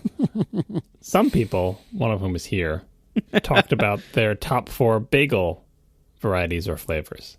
And I listened to this podcast on the way out to San Francisco. I thought I had prepared myself for this podcast because one person involved in the podcast grew up on Long Island like I did, and the other person was Marco. But I felt like I was ready. I was not ready for the lists that would appear. I could not have predicted these lists. They were just more upsetting and fantastical and unexpected than I could have imagined. I paid for the in-flight Wi-Fi just so I could complain to Marco directly about this podcast. And I vowed that when I got done with this vacation, I was going to blog again. And what I was going to blog was a list of canonical bagel flavors. And that's exactly what I did. I made a blog post that lists the canonical bagel flavors. And I feel like this needed to be done for posterity. That Google will spider it. That archive.org will archive it somewhere. That someday aliens will dig up our civilization when we're long gone and find this blog post that is succinct, to the point, not a lot of dancing around. It is just a list that lists the canonical bagel flavors. And I feel much better having done it. And yes, it happens to be about a year since last time. Yeah, so obviously I have some nitpicks here. The flavors you've listed are noticeably missing some of the ones that we mentioned during our show. And there are some that we even said during the show were not canonical old school bagels, like the Asiago cheese bagel. That's. I don't think you need to say old school. Here's. I didn't want to put a lot of commentary in this because I don't think it's necessary for the post. But for the purposes of the podcast, there is a distinction to be made between this is not a bagel versus this is a canonical bagel flavor. You understand? Like the distinction, like the sort of. Well, let's make up I'm trying to make up one that doesn't actually exist, and I don't know if I'm going to succeed. But let's say the cheesecake bagel is not a bagel. I guarantee that exists somewhere in the Midwest. Someone is making that, right? But there are bagels on this list that are bagels that are just not among the canonical bagel flavors. There were some difficult decisions to make. I'm not going to lie. I thought I was going to rattle this thing off. Push came to shove. I had to make some very hard calls here that some people are upset about, and I understand their upsetnedness. The big one I feel like is garlic. Garlic bagel is a bagel, right? Oh yeah, it just missed the list. Well, so I'm curious. So like you have plain poppy, sesame, everything. Those for bagel places, those are always like the top 4. That always sell. Not on your list. Not on your list, Mr. Asiago cheese. So that was Tiff. Sorry. By sales volume, actually, I bet Asiago cheese is up there for stores that do sell it, especially those in the Midwest. But not a bagel, by the way. No, it's still look. So anyway. There are some inconsistencies, I think, in your list. So, obviously, plain poppy, sesame, everything. Those have to be on every bagel list because just by sales volume, people have voted, and that's what always goes there. No, that's not how this list works. This list does not work by sales volume. Well, so I'm curious. You've included onion and salt, yes, but not garlic. Yes. That seems inconsistent. That's right. It's a tough call. If you go through this list is like a little story. Right, it's an unordered list. It's OL, or it's UL, right? It's not OL, it's UL, right? It's an unordered list, but there is an order. So I'm not plain is there, but it's not next to a number one, next to a bullet point. But there's a reason it's at the top, right? It's you start off and you feel like all right, plain, poppy, sesame, and I spent a long time thinking about whether poppy or sesame would come second. All right, egg, cinnamon raisin, which Marco keeps omitting for some strange reason. It's further down the list, and by sales volume, by the way, I think sesame outdoes poppy. The sales volume does not factor into this. I think sales volume it would be plain everything sesame poppy. I don't know. It depends on where it's being sold and who's buying. Right. So cinnamon raisin throws things off a little bit, and then you've got everything, and you got to egg everything. Why is egg everything even on this list? Why is it not next to egg? Why is it under everything? Why does cinnamon raisin come between it? I was going to nitpick your inclusion of egg everything as well, because I don't think, or on a list that's this restrictive and this short, I don't think egg everything belongs on that list. I know, but like, so here's I spent a long time. I spent the whole vacation thinking about this, right? Why is egg everything on the list and garlic is not? This is what it comes down to. These are the canonical flavors. Garlic does not make the cut. Egg everything does. Egg everything is the most borderline. If I had to delete one, I would delete egg everything, right? If I had to make the list one shorter. But this is it. Onion makes it. Salt make it. Pumpernickel. People don't talk about pumpernickel, but it's there. I talked about pumpernickel. You had talked about rye, which I said the rye family of flavors, which includes... Yeah, you can't, like in your typical one of trying to pick 17 different bagels for your item number 4. Pumpernickel is a rye. I know, but you have to pick one. It includes rye, marble, and pumpernickel in the rye family of bagels, because most places don't have all 3 of those. And so if I want that, I will pick whichever one of those they have that looks the best. You also picked the one that you didn't know the name of, which was like the one with oats on the outside that's brown. Mm-hmm, yeah. What is that called, according to you? Even though it isn't on this list, apparently. Unless it's called egg everything. The reason it's not on the list is it doesn't have a name. Some people call it multi-grain. Some people call it like wheat or grain. Like it's not even. No, it does not make the list. Does not make the list. I have a question. What is it that makes bagels in New York and Montreal, although Montreal is a loose definition of bagel, what is it that makes both of those? What is it that makes both of those bagels so good? I don't know. There's been a lot of research about this. Is it the water? Is it the starter? Is it the what? I think. I mean, obviously, this is the basics like cooking technique. Like, if you don't boil your bagels, you're not making bagels, and that just forget it. You know, they're totally off the rails there. But I mean, it's just recipe, ingredients, and preparation, and caring about what you make. I mean, like think about Lender's bagels. Like Lender's bagels are supermarket bagels made in techniques that have to scale up to huge volumes. Real bagels, they make them in the morning, and you come and buy them. And as Marco pointed out on the show, if you come in the afternoon, they're not as good. And that's just the kind of product. You're not going to ship it in a truck across the country frozen. Like it's not going to be the same thing. I don't know why Montreal has a particular bagel culture, but it's like bread. Like, why is bread good in some places bad? Why do you have like bad supermarket bread and some bakeries have really good bread? And the bakeries have really good bread. Where do you get that bread and when? It's a time of day and they make it every day. And, that's what it comes down to. You're wrong. All right, here's the thing. The chat room is wrong. You're wrong. I'm really disappointed in everyone. Though the origins of bagels are somewhat obscure, says the Origin of Truth Wikipedia, it is known that they were widely consumed in the Eastern European Jewish communities from the 17th century. The reason that New York bagels and Montreal, air quote, bagels, air quote, are so good is because of the significant Jewish population in both of those cities. Of the 3 of us, I think we can unequivocally decide which one of us is the most Jewish of the 3 of us, and that is yours truly. And the fact that you two are arguing about something that you are completely unqualified to discuss, I just think is hysterical. False. You didn't grow up in New York, the New York metro area. You know nothing about Really? bagels, Jon Snow. Really? You know nothing about them. It doesn't come as part of your genetics. You don't make bagels for a living, and even if you did, you don't make them in the New York metro area. People who know John, food know it from where they grow up with it. That's where the knowledge of the food comes from, and not from any sort of, not in your DNA. And never mind, like the heritage, it's like me claiming to know stuff about Italian food. I know nothing about Italian food. I've never been to Italy. I know Italian-American food because I'm Italian-American, and those immigrants came to where I grew up, and they sold food there. And I fully expect the New York metro area bagels had nothing to do with whatever bagels you're talking about in the 17th century from Europe. Who knows what those were like? All I know is what they're like in the New York metro area. John, you forget that I spent a large portion of my childhood either in New York State or in Connecticut, literally so close to New York, I could walk and get there. That's how close it was. That's what people who are not in the New York metro area say about it. I was in Connecticut. That's like New York. We have Frank Pepe's. It's just, no. Oh, God. So 2 things. Number one, I think all of our cultural backgrounds aside, I think this is one of those things where you have to pull a GIF/George Lucas and just say, you know what, even though academically you should be right on this, you're not. And secondly, only one of us still lives in the New York metro area. Yeah, well, Marco, the only thing you can lord over us, Marco, is that you have access to good bagels. And believe me, I am sufficiently jealous of that. Believe me. And sometimes when we discuss, like when you were talking about, like, what if Marco would ever move someplace other than New York? And I would say, why would he do that? He would be leaving behind pizza and bagels. Why would he ever move? I would hate you so much if you ever moved, because I'd be like, you're throwing it away. You've got it right there. You've got a house. You've got a Tesla. You've got a kid. You've got bagels and pizza. Why would you ever go self-employment tax, blah, blah, blah. No, it's worth it for the bagels. Oh, there's a reason I still tolerate all of New York's BS, because I like a lot of the stuff here. Believe me, New York has no shortage of BS and hostility that encourages people to flee.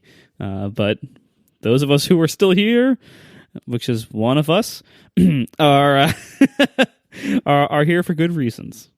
Good, round, malted reasons. To make it so that no one who listens to this podcast ever actually has to go to this blog post, after the list, it says also Bialys. Yeah, which I have no problem including Bialys, although I'm not sure I would call the Bialy a bagel flavor. It's not. It says also. It's a separate list. Also, Bialys. Yeah, but the title of the entire post is Canonical Bagel Flavors, and it includes list. And then it says, these are the canonical bagel flavors, and it gives a list, and then it says also Bialys. It's trying to say also Bialys exist, and they are good. Wow. Oh, my God. And they are good, although I'm not so sure about your supermarket Bialys. I feel like something's up here. You should, next time you're here, I'll have you try one, and you can tell me how it compares. I have had Bialys from like good bagel bakeries and stuff, and they're good too. But the supermarket ones, I think, are just better than the ones I've had. Now, granted, I haven't looked very hard at like what's the best Bialy in Westchester or the city. I haven't looked that hard, but the Bialys I've had at bagel places have not been substantially better or better at all than the ones I get from my local grocery store. Now, I know I'm probably missing something big here, because that shouldn't be the case. I mean, maybe they're buying them from a local bagel place. It could be the same. You have to know where they're sourced from. It could be the same thing. It could be the bagel place that gives them to the supermarket and sells them. But anyway, I'm not a big fan of Bialys, but I always felt like when we would get bagels growing up, there'd be one or two Bialys thrown in. They'd get eaten. It's just in the mix. Well, where do we go from here? How can we? I mean, gotta go to Margot's house and buy bagels. What we gotta do? Wait, what were we going to talk about the Tesla? I was in a Tesla earlier today. Well, I just had a minor update, but it's not time sensitive, so you can let's hear about your time in a Tesla. Oh, it really was uneventful. I went from work to my favorite local barbecue joint and then back, and I was a passenger, but it was good. Cool. All right. Were you in the back seat or front seat? Yeah, I was in the front seat. I fiddled with the comically, absurdly, ridiculously oversized touchscreen. I learned that Tesla has its own like Pandora-esque service. Well, no, it's Slacker. Oh, whatever it is. Okay. I learned the web browser is being used by enterprising developers to make kind of sort of third-party mega air quotes apps, mega air quotes. Oh, the browser's terrible. Yeah, but I forget what Underscore had on his, but it was something that like integrated traffic and issue reporting from Waze with the onboard GPS, because it just uses the HTML5 location API. And I don't recall exactly what the URL was. I don't recall exactly what it was called, but it would show a map with the stuff that Waze reported. And Waze is very good about having up to the second accurate reports on traffic conditions and obstructions and police officers and things of that nature. That's interesting. So he had that up on his web browser. Well, he didn't have the web browser up at all, but when I was fiddling with it while he was driving, that's the last thing it had up on his web browser. That was pretty neat. I don't know. It's impressive. I tried when I first got it. I actually tried to see like, can I use that as an Overcast interface? And the basic answer is no, because there is no ability for the browser to play audio. I assume for safety or DOT regulations, they've disabled audio and video elements from playing in the built-in browser. But video makes sense. Audio, I don't think does, because there's lots of other ways to play audio from the internet in the Tesla. So I don't know. Fair enough. So what's your update? So I wanted to put somewhere, and I was either going to be a blog post or here, and here is probably the better place for it. Just the sheer difference in how other people seem to be perceiving me having a Tesla, like people in the world, my neighbors, things like that. So, coming from a loud, black, sporty BMW to a silent, red, environmental future car, I feel like the way, like, so I know immediately, like, my neighbors and the people on the block hated hearing my loud car, and they probably thought I was a jerk for driving it. And even when I wasn't going fast, it sounded like I was going fast, and I would imagine that didn't win me any favors around the block. And nobody ever commented, like if I was getting out of the car, or if somebody saw me like in it with the windows down or in the parking lot. Nobody ever commented positively about the BMW, except occasionally like some like dude in his 20s would be like, hey, nice, something like that. But that would be it. Car guys look appreciatively. I look at appreciatively at the M cars that I see. Sure, yeah, so do I still. But anyway, wait, but people would make snarky comments about the loudness of it or whatever. Absolutely, yeah, neighbors and like. It was noticed and was generally not appreciated by many of the people around it. And I just kind of like, you just kind of get the feel like people think I'm a jerk by driving this car, because you kind of seem like a jerk if you drive a loud. You think the Tesla is helping with that or hurting? Right. So I expected, this might be, a little bit worse in some ways, especially because now it's red. So it's kind of more in your face. But turns out the way people treat somebody driving a red Tesla is way more positive than the way they treat people driving a loud black BMW. First of all, I have gotten so many questions from people about it. This has been the biggest, and this is kind of what I wanted to talk about. It's like the amount of questions I've gotten has been shocking, and most of the questions are roughly in the same small group of buckets. But what's interesting, I think, is just like when you're driving a loud black sports car, even in an area like where I live, there's lots of BMWs. But even in an area with lots of other loud black sports cars, M5 is not a sports car. Point of order. Okay, I'm not sure I agree with that, but okay. Yeah, you don't agree with that? The M5 is not a sports car. It's a sports sedan. I don't agree with that.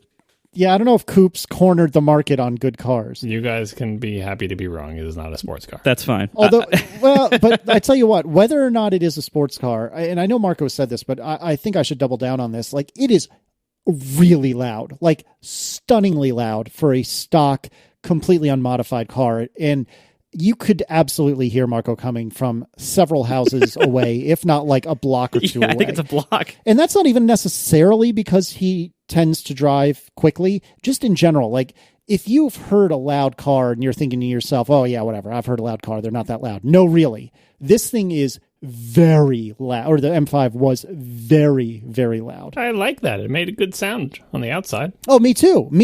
I'm not complaining at all. I'm just saying, if you've never heard an M5, you would be surprised about how loud it is. Yeah, and all of the M cars are tuned specifically to be loud. Like the 1M was that loud, all the M3s are that loud. Like that's intentional, So anyway, and I didn't, I wouldn't choose that. I didn't have it because it was loud. I had it because it was fast. And it just so happened that to get things that fast, you had to also get them loud because that's just the way they were sold. Because most people who buy them want them to be that loud. Anyway, so now I have this silent car that is, I guess, more friendly. And so I'm getting tons of compliments on it from strangers oftentimes, or people who have never commented about my car before. I'll like when I get out of a parking lot, I'll have questions from people like, oh, what is that? Is that electric? Is that a Tesla? And so first of all, Tesla has a level of awareness in the public that is way higher than I expected. It's almost like an Apple level of awareness. Like the amount of questioning I get and the excitement people have over it is almost like when the iPhone first came out. If you had the very first iPhone, you'd have people would like see you with it and be like, "Oh my God, is that the iPhone?" And then start asking you a couple questions about it, or like they want to see it. That's how people are with the Tesla. Everyone seems to know, first of all, that there's a super fast one, and so I always have to kind of say, "No, I didn't get that one." So they're always like, "Oh, is this the insane one?" No, I didn't get the insane one. It's still a fast car. I didn't get that one. and then oh, how the mighty have fallen. I know, right? And then. And then everyone also knows about autopilot, like this. And this kind of surprised me because I didn't think it made that big of a splash, or that it was that big of a deal. But everyone's like, "Is this the one that can steer itself?"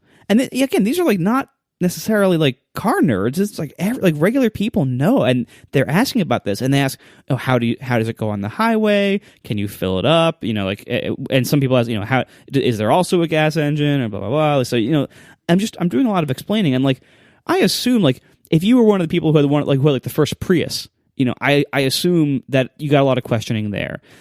Even if you had like one of the first electric vehicles that were pure electric, like the Nissan Leaf or something like that, like I would imagine you'd occasionally get a question from somebody like if they saw you plugging it in, and so that would kind of call out that this is something different. But this is like when I'm just driving around, everyone just is really curious about this car, and I'm getting so many questions. The one thing that seems to blow people's mind the most. Well, two things. Number one, how much space there is inside, if they look inside.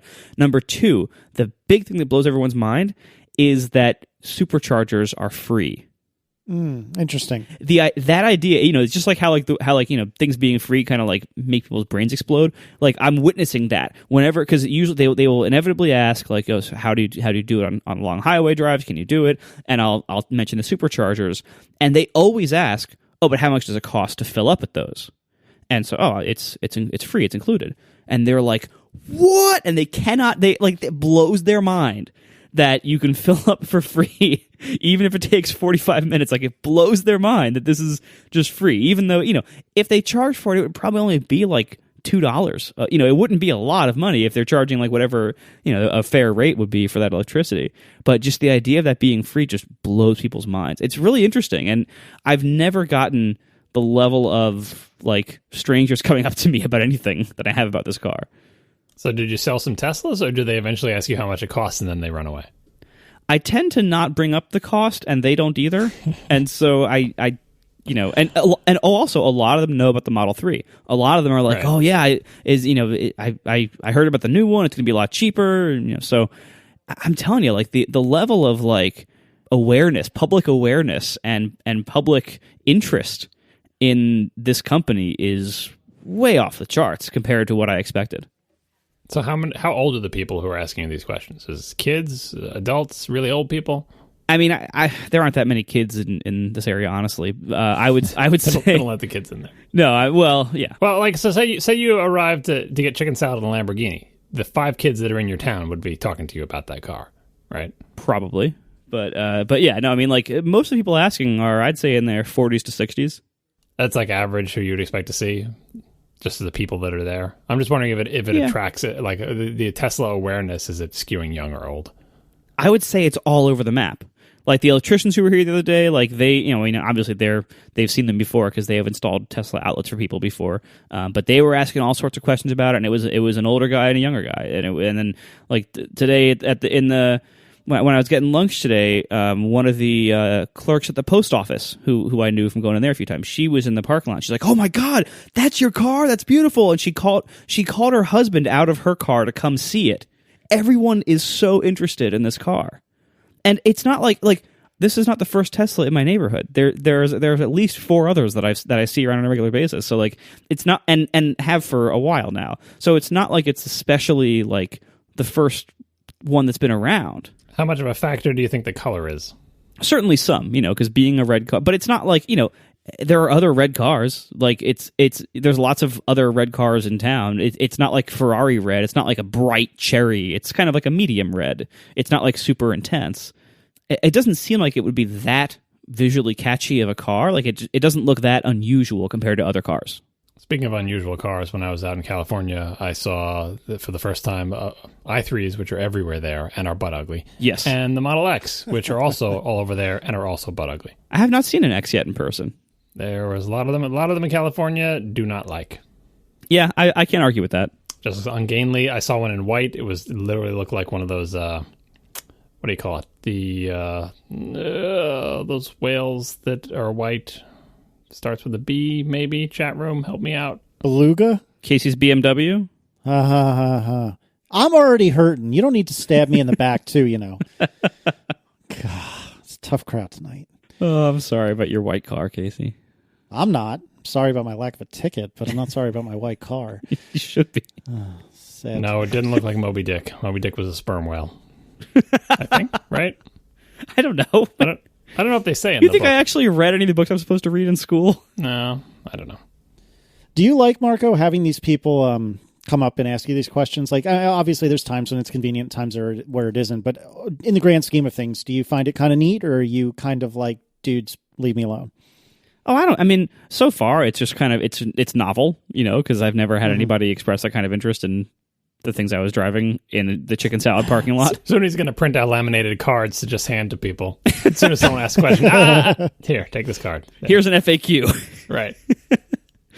Yeah. So I mean, ask me again in a year. It might have gotten old by that point, but no. So far it's just kind of cool. Like I mean, environmental people who drive fun car, who drive like the first hybrids or the first EVs, people have had these questions for other owners before, and I've seen people write about it, and like it seems like it's kind of a fun thing of having these cars.